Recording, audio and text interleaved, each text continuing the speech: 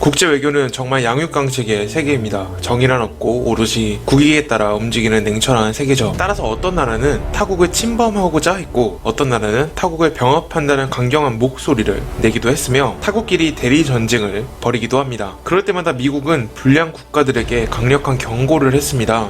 명실상부 세계 1위인 미국의 경고는 국제 외교상 대놓고 무시할 수는 없겠죠. 실제로 현재 세계의 경찰 역할을 자처하고 있는 나라가 바로 미국인데요. 러시아나 중국도 초강대국이 될 만한 잠재력을 가졌지만 아직까지 미국과 비교해서 경제, 군사력, 국제적 영향력은 한참 아래입니다. 때문에 그들은 권위주의를 내세우는 국가들과 함께 미국과 그리고 미국의 동맹국들을 견제하고자 하는데요. 미국도 마찬가지로 동맹국과 협력 국가들 간의 관계를 돈독히 하고 있습니다. 그렇다면 여기서 미국을 지지하는 나라들은 어떤 나라들이 있을까요?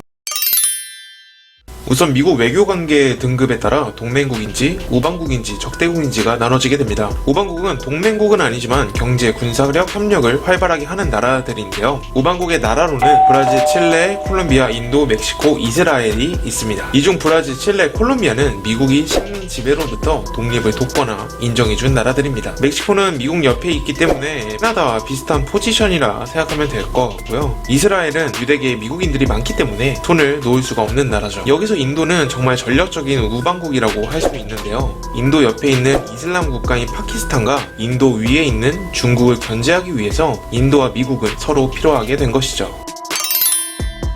그렇다면 우방국 말고 진짜 동맹국들은 어떤 나라가 있을까요? 동맹국은 EU, 한국, 일본, 프랑스, 독일, 그리스, 이탈리아, 스페인입니다. 세계 2차 대전의 연합군이었던 프랑스, 그리스와 동맹을 유지했고 추측극이었던 독일과 이탈리아, 일본도 전후 미국의 영향력이 증가하면서 동맹국이 되죠. 또한 냉전과 한국 전쟁을 겪으면서 EU와의 협력이 중요해졌고 동맹 또한 견고해졌습니다. 이런 미국의 동맹국들은 지리상 경쟁국들을 견제하기 위한 포진이 자동으로 완성되게 되는데요. 동맹국이 한국과 일본 그리고 최근 군사 협력을 긴밀히 하고 있는 대만과 인도로 하여금 대중국 포위망을 형성했고 이후의 선두국인 프랑스, 독일을 선봉으로 이탈리아, 스페인, 그리스로 러시아를 견제하고자 하는 것이죠. 꼭 러시아와 중국이 양면 전쟁이 일어나게 되면 동아시아 동맹국으로 중국을 상대하고 유럽연합으로 러시아를 상대하겠다는 전략입니다.